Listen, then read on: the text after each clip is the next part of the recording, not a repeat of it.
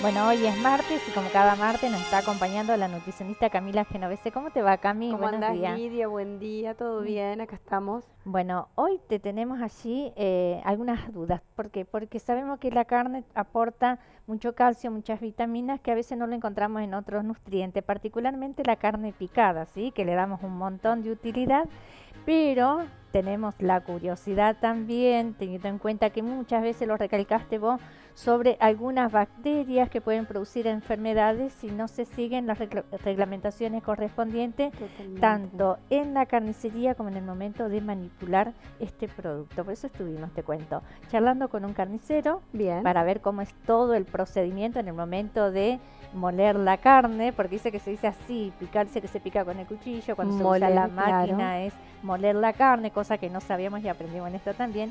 Y estuvimos hablando con un médico, con el doctor José Alberto Peralta, para que nos cuente, bueno, qué tipo de bacterias, por ejemplo, podemos encontrar, ¿no? Si la carne no está bien cocinada, si no utilizamos todas las medidas de higiene que encontramos dentro de la casa en el momento de manipular este producto, entre otras cosas. Pero como tenemos dudas también, vamos a charlar después con vos. ¿Pero te parece que vamos al informe? Dale, lo Dale, lo vemos. vemos.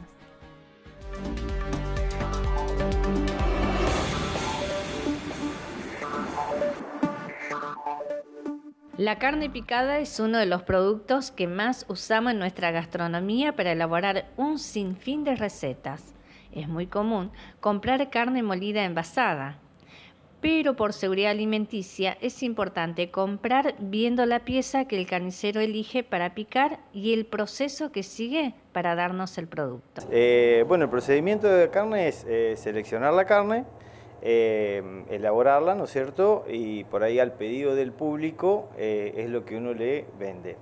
Hay gente que necesita, que quiere pulpa, solamente pulpa, entonces se corta el trozo de pulpa y se lo pica. Y si no, hay gente que busca una carne un poco más, con un poquito más de gordura, es una carne que ya selecciona uno para elaborarla. Hay cortes, gente que te pide pulpa especial, ¿no es cierto? Que le das un trozo de pulpa, una nalga, claro, carne que sea magra. Y hay gente que no, como tiene que elaborar para una empanada, para una hamburguesa, tiene que contener un poquitito más de grasa y entonces te piden, o sea, la carne picada común, que es lo que uno vende. ¿Qué medidas de higiene existen en el momento de picar carne? Bueno, las medidas de higiene, ¿no es cierto? Por lo general la máquina de picar carne se higieniza todos los días. No, bueno, eso se lleva agua, detergente, y después se le hace como un enjuague con agua con cloro o con lavandina, que saben utilizar, se la seca, ¿no es cierto? Y bueno, ya queda disponible para la tarde o para el otro día. Y bueno, después una bandeja, o sea, donde va la carne preparada y bueno, y después cuchillo, ¿no es cierto? Manteniendo la higiene que uno siempre lo hace. Pero digamos, por lo general la carne picada se elabora en el día. Y eso es lo que por ahí muchas veces uno le recomienda a los clientes, es que consuman, que compren lo que van a consumir. La carne picada, como se procesa, se tritura con la máquina, al pasar el tiempo se deshidrata, pierde el sabor y se pone oscura. Entonces eso por ahí se recomienda a la gente que si va a comprar, va a consumir medio kilo, que lleven medio kilo, o bien que compren y fraccionen y guarden en el freezer, ¿no? Saber qué clase de carne molida vamos a utilizar para elaborar las comidas nos evitaría contraer un montón de enfermedades. Así lo señala el doctor José Alberto Peralta. El carnicero hizo su parte, tanto en el expendio de la carne, digamos, en trozo, molida, triturada, lo que vos quieras. Pero cuando vos llegas a tu casa, si vos no la sabés manipular, si vos no seguís los pasos higiénicos que hemos hablado tantas veces, lavarse las manos, las uñas cortas, usar una sola tabla para manipular la carne, la cocina y los utensilios que se va a hacer el manipuleo de esa carne, todo es limpio, ahí está el problema. Después está la cocción. Tiene que tener un punto de cocción perfecto. No puede tener una hamburguesa, por ejemplo, jugosa. No existe. Una hamburguesa jugosa está mal cocida y contempla la posibilidad de que tenga algún problema de alguna bacteria que se te haya incorporado. Si vos congelaste la carne y esa carne estuvo contaminada, ponte, vos la dejaste ahí, no la usaste, la manipulaste, la hiciste todo lo demás, y después la congelo. Cuando vos la sacás de la heladera, lo único que has hecho es también congelar a la bacteria y sus toxinas. O sea, no la descontaminás, sigue tan contaminada como esto. Por eso es que si vas a hacer hamburguesa, es decir, necesitas que todos estos elementos que te he contado estén perfectamente bien, siguiendo los pasos, digamos así, para evitar la contaminación. Y después sí, la envolves y la pones en un envase y la congelas y la vas sacando de a uno. Saco la carne congelada, la cocino. No la puedo cocinar, dásela a los pichichos porque esa no la podés volver a cocinar. ¿Cuáles son los riesgos de no llevar adelante todas estas pautas? La infección por una bacteria, o las enterobacterias que se llaman, son 3, pero la más importante es la Escherichia coli, de una cepa determinada de Escherichia coli, que va a producir una proteína Shiga, que se llama, y que va a producir toda una destrucción dentro del sistema vascular.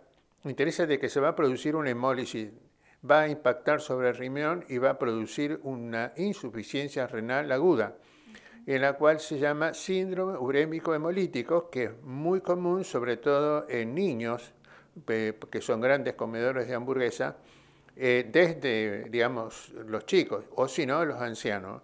Ese es el cuadro más común, digamos así, que tenemos, ¿no? En cualquier época. Los síntomas son desgano, diarrea, puede haber una diarrea importante, una enterocolitis, digamos, digamos, desfallecimiento, y después que se va a producir una debilidad, un estilo de fiebre, y lo que va a llamar la atención, la palidez del niño, que va a empezar a perder su hemólisis, y lo que va a terminar de que no se orina, o sea, va a entrar en un proceso de insuficiencia renal aguda, y es un cuadro dramático. No se trata con antibiótico. Ese niño debe ser inmediatamente, digamos, diagnosticado, y una vez que diagnosticado se va a terapia intensiva, y donde se empiezan la diálisis peritoneal en los niños para, digamos, reemplazar al riñón hasta que se recupere. Todos los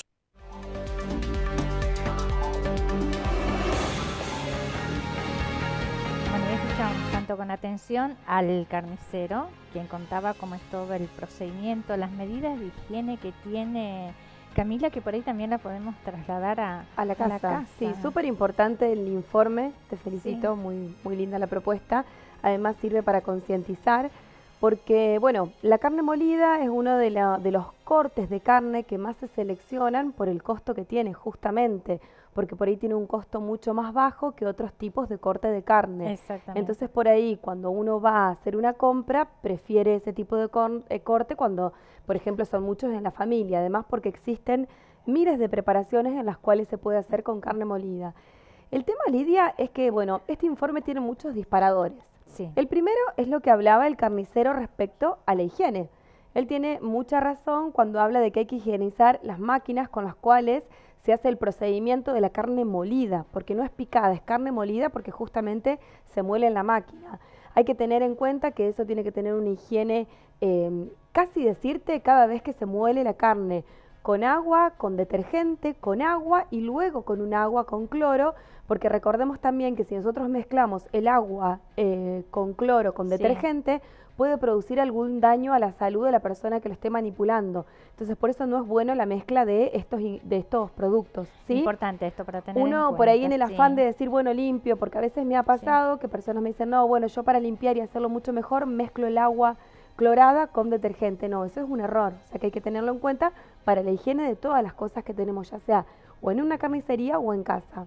Bien. Otra cosa importante que hablaba él es el tema de que la carne molida hay que comprar lo justo, lo necesario y utilizarlo, o bien, como decía el doctor Peralta, poder frizarlo, porque la carne enseguida, al ser trocitos de carne, porque son chiquititas, toma el oxígeno, que es lo que hace que cambie las características organolépticas y que pueda contraer esta bacteria que es muy perjudicial para la salud.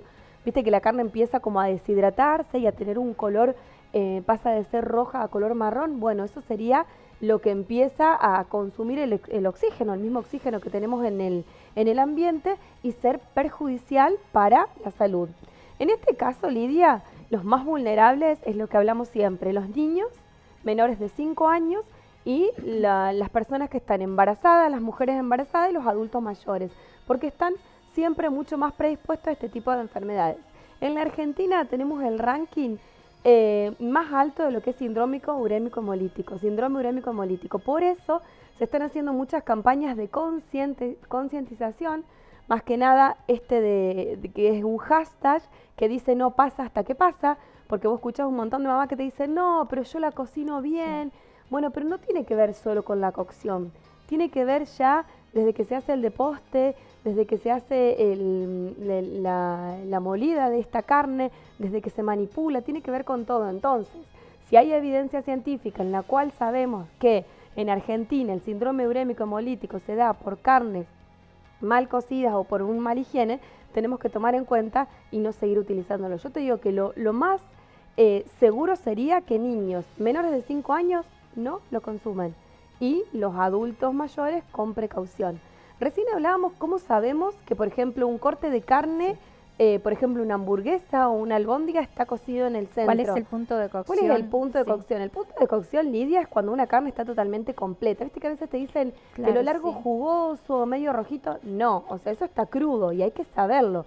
Lo que pasa es que por ahí las personas que están sanas no tienen ninguna... después no tienen ninguna complicación o ningún síntoma. Por ahí un dolor de cabeza, claro. Pero, por ejemplo, recién hablábamos también acá atrás de la pantalla cuando escuchábamos el informe de las gastroenteritis y de las ETAs, que son las enfermedades transmitidas por los alimentos, que a veces antes no reconocíamos por ahí una diarrea o estar con un estado totalmente de cansancio, con vómitos, y que tienen que ver por ahí con la mala manipulación de los alimentos. Importante esto, sí, es para concientizar, como vos decías recién, y es importante. Sí, totalmente. Ver, lo señalaba el carnicero, ¿no? Cuando uno va a comprar, que en ese momento... poder comprarlo no justo, totalmente. Ningún complemento que se parezca a la carne, ni nada por el estilo. Sí, ojo, Lidia. A ver, no sé si te pasó alguna vez que has comprado una hamburguesa de esas que vienen listas para cocinar, que vienen congeladas, que resulta que tienen un tamaño, y cuando la pones en la bifera quedan así chiquititas. Bueno, ojo, porque esto quiere decir que la carne molida no es 100% carne molida, sino que puede estar adicionada con otros sustitutos. Se utiliza muchísimo sustitutos de soja, ¿estamos? Entonces también tener cuidado con eso, porque por ahí no estamos consumiendo 100% carne, cuando a veces creemos que estamos consumiendo. Otra cosa importante que te quiero decir es que, bueno, la carne en sí, ya sea la carne de vaca, la carne de pollo, la carne de cerdo, tiene proteínas de alto valor biológico, que son proteínas con aminoácidos completos, por eso es una fuente muy importante y que todo el mundo recomienda, pero hay que tener en cuenta qué se consume, si es un bife de carne o si es esta carne molida, justamente por los riesgos que trae. Otra cosa importante es lo que dijo el doctor acerca de la buena manipulación en casa, porque a veces compramos y el carnicero puede tener todas las medidas higiénicas para manipular, pero cuando llegamos a casa, por ejemplo, llegamos con miles de cosas y dejamos la bolsita de carne tirada en la cocina y nos olvidamos de guardarla, y bueno, ahí ya perdió, por ejemplo, la cadena de frío, ¿está? Otra cosa, si no utilizo toda la carne molida y voy a frizar, lo que frizo lo puedo sacar una vez más, no es que puedo descongelar y subir y descongelar, porque eso también es una técnica inadecuada que puede llevar al riesgo de síndrome urémico hemolítico.